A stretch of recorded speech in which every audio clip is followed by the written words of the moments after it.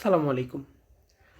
আজকে আপনাদের সাথে আমি এমন একটা বিষয় নিয়ে কথা বলবো, যে বিষয়টার সাথে আমরা সকলেই কম বেশি পরিচিত এবং আমাদের জীবনের একটি স্বাভাবিক বিষয়। সেটি হলো প্রোক্রাস্টিনেশন।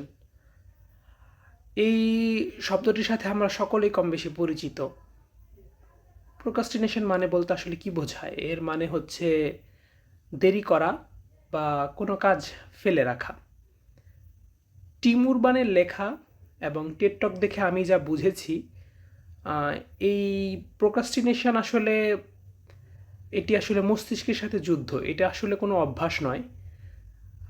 সো প্রোক্রাস্টিনেশনের জন্য আমাদের মস্তিষ্কে কি হতে পারে বা এই বিষয়গুলো আমাদের জীবনের সাথে কিভাবে জড়িত, এই বিষয় নিয়ে আজকে আমি আপনাদের সাথে কথা বলবো। প্রথমেই বলি, প্রোক্রাস্টিনেশন মানে কি? প্রোক্রাস্টিনেশন মানে হচ্ছে আমাদের সকলেরই জানা থাকে যে আমাদের প্রয়োজনীয় বা দরকারি কাজ আছে। এই বিষয়টা জানা সত্ত্বেও আমরা আসলে অনেক অপ্রয়োজনীয় কাজ করে আমরা আমাদের সময় নষ্ট করি, আমাদের প্রয়োজনীয় কাজটা আমরা করি না। এই এই সমস্যাটা আসলে ম্যাক্সিমাম মানুষের ক্ষেত্রেই হয়ে থাকে। এটা অধিকাংশ মানুষই করে। কিন্তু যারা আসলে রিয়েল প্রোক্রাস্টিনেটর, তারা আসলে মানে এটা ভাবে যে শুধুমাত্র যে ইচ্ছার জোরে এই ব্যাপারটা থেকে বের হয়ে যায়। ব্যাপারটা এরকম না। তারা আসলে এই ব্যাপারে রীতিমতো তাদের মস্তিষ্কের সাথে যুদ্ধ করে যে হয়তো চাইলেই এই ব্যাপারটা থেকে বের হয়ে আসা সম্ভব না। টিম উরবান ব্যাখ্যা করেছেন যে একজন প্রোক্রাস্টিনেটরের মাথায় দুইজন চরিত্র থাকে। একজন হলেন rational decision maker. Rational decision মেকারের যে ভূমিকা সেটি হলো এই ব্যাপারটি আমাদের ভাবায় আমাদেরকে যে প্রয়োজনীয় কাজ আছে সে জিনিসটা করতে। যেমন আমাদের পড়াশোনা আছে, তো লজিক দিয়ে আসলে আমাদের বোঝাতে চেষ্টা করে যে আমাদের আসলে পড়াশোনা করা উচিত। দ্বিতীয় যে চরিত্রটা আমাদের মাথায় থাকে বা একজন প্রোক্রাস্টিনেটরের মাথায় থাকে সেটা হলো ইনস্ট্যান্ট গ্রাটিফিকেশনাল মাঙ্কি। আসলে এই ব্যাপার দ্বারা এরকমভাবে আমাদের কনভিন্স করে যে পড়াশোনা বাকি আছে, একটু পরেই তো করা যাবে। কিছুক্ষণ ফেসবুক চালাই, কিছুক্ষণ ইউটিউব দেখি, কিছুক্ষণ সোশ্যাল মিডিয়া ইউজ করি। এভাবে আসলে আমাদেরকে কনভিন্স করে। তো আসলে এই যে মাঙ্কিটা, এটা আসলে কখনো আমাদের ফিউচার নিয়ে ভাবায় না। আমরা সবসময় আমাদের প্রেজেন্টের মধ্যে থাকতে পছন্দ করি।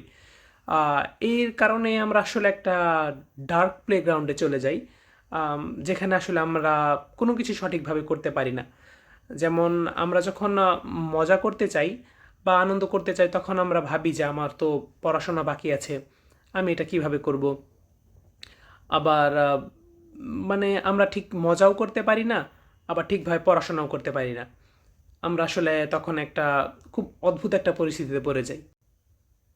তাহলে এখন একটি প্রশ্ন জাগতেই পারে। সেই প্রশ্নটি হলো, তাহলে আমরা আমাদের কাজগুলো শেষ করি কিভাবে? টিম উরবান বলেছেন, তখন আমাদের মধ্যে কাজ করে আসলে প্যানিক মনস্টার।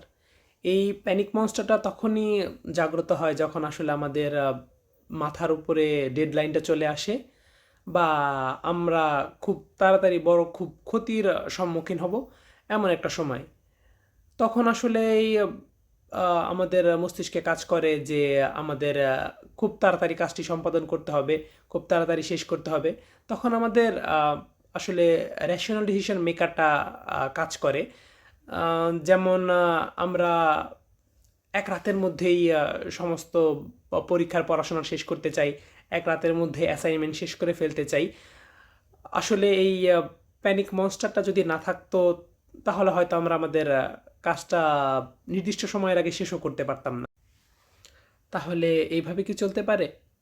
না, আসলে এইভাবে জীবন পরিচালনা করা সম্ভব না।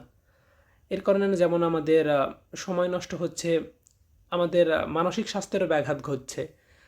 আমরা আসলে সত্যিকার অর্থে মন খারাপের সম্মুখীন হই।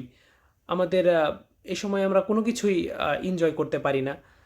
না আমরা আমাদের কাজটাকে এনজয় করতে পারি, না আমরা আমাদের বা অন্য কোনো আনন্দের মুহূর্তগুলো এনজয় করতে পারি। এর ফলে আসলে আমাদের যে পটেনশিয়ালটা থাকে সেই ব্যাপারগুলো নষ্ট হয়ে যায়। আমরা হয়তো একসময় ভাবি যে আমি এই কাজটা করতে পারতাম, কিন্তু আসলে সেটা আসলে করা হয়ে ওঠে না। কিন্তু দিন শেষে আমরা শুধু আফসোস করতে পারি যে আমরা হয়তো কাজটা করতে পারলাম না। কিন্তু এটা আসলে আমাদের আর কোনো উপকারে আসে না। আমরা আর কিছুই করতে পারি না। টিম উরবান একটি কথা বলেছিলেন, যে কথাটি আসলে আমাকে ভীষণভাবে আকৃষ্ট করে। Life is not a place to avoid pain and seek fun, it's a place to grow.